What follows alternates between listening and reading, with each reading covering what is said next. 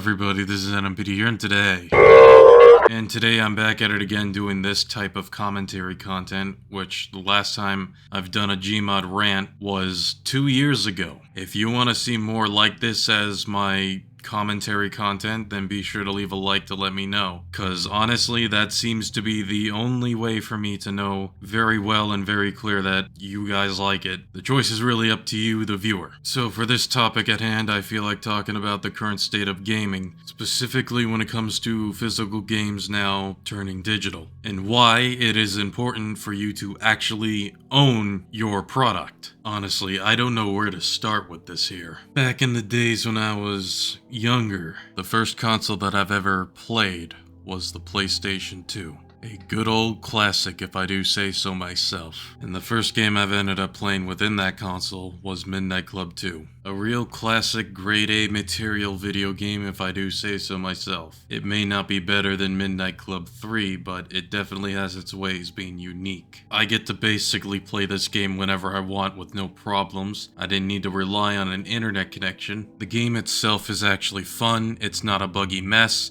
It doesn't contain microtransactions. You don't have to wait for a download as soon as you put the disc in the console. As soon as you put the disc in there, you get to play it to your heart's content. And best of all, I actually own the goddamn game. And that's basically the gist of physical media. Or digital, on the other hand. But here's the catch. You don't actually own them at the end of the day. An Ubisoft executive confirmed it right off the bat and just basically came out of the closet and didn't even beat around the bush with this, with no shame at all, to remind you, saying that players should feel comfortable with not owning games. And right off the bat, that definitely sparked a ton of outrage, let me tell you. One of the things we saw that gamers are used to, a little bit like DVD, having and owning their games. That's the consumer shift that needs to happen. They got comfortable not owning their CD collection or DVD collection. That's a transformation that's been a bit slower to happen in games. Yeah, I'm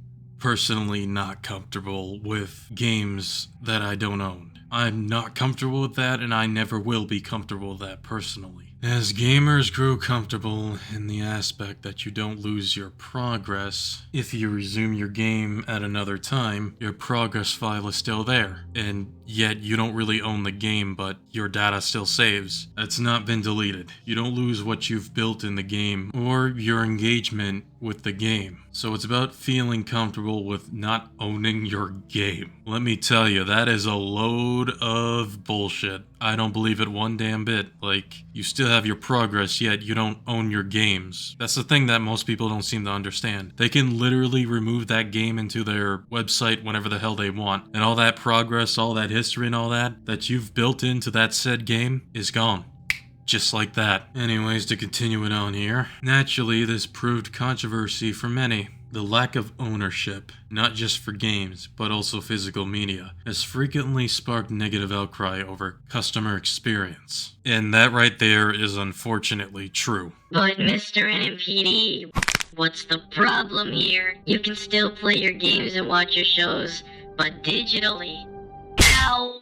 What was that for? For being an absolute blockhead. Did you not listen to me? It's one thing for TV shows, I suppose, but for gaming, on the other hand, I just cannot agree with it at all. Since you don't seem to understand how serious this is, I might as well give you a few examples of what happens when you buy digital goods that you more than likely don't own in the end. Now, I know I said it would have been one thing for streaming services, but it still applies when it comes to buying stuff digitally. Z Nation is a great example of this. You know, this show is definitely special to my heart. So Z Nation was once on Netflix with all 5 seasons, until at some point in January of 2023, it all got removed. Another good example is Monster Musume on Crunchyroll, and all the videos within that series are gone. What the fuck? And oh man, I wanted to mention this for a long time. I mentioned it once, but I'll mention it again on here too. Skullgirls. Skullgirls is a prime example of what happens when you buy something digitally that you don't really own. And I'm going to explain that right now. This game has been out for a decade on Steam, until one day at some point, I guess the older developers of that game ended up leaving and ended up hiring these people. Yeah, I honestly don't know how it come to that, but it unfortunately did. And thanks to them, the game is ruined. It's not what it used to be. Ah, shit! Because all of a sudden, since 2023, they decided to go full-blown Weenie Hut Jr. censorship mode over Skullgirls. And I'm not talking about the fan service. No. I am talking about everything involving the goddamn game. I'm talking about the armbands for the egrets removed. I'm talking about the big band cutscene with them getting beaten up by the corrupt cops. That's been replaced by just the images of the 2 corrupt cops.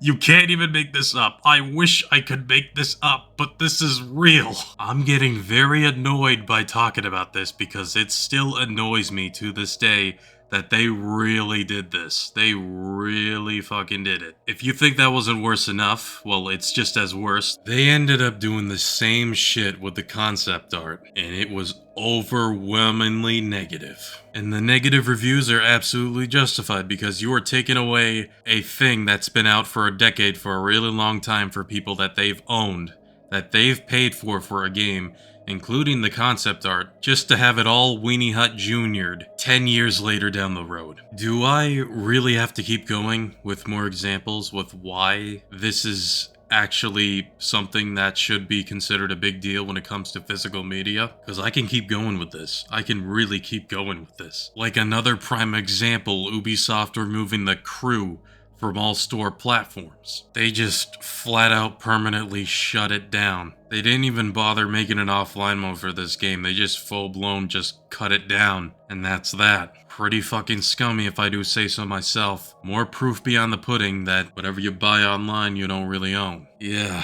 that's definitely gonna do it. I don't think I got anything more to say about this. We really are living an opposite direction of this world right now.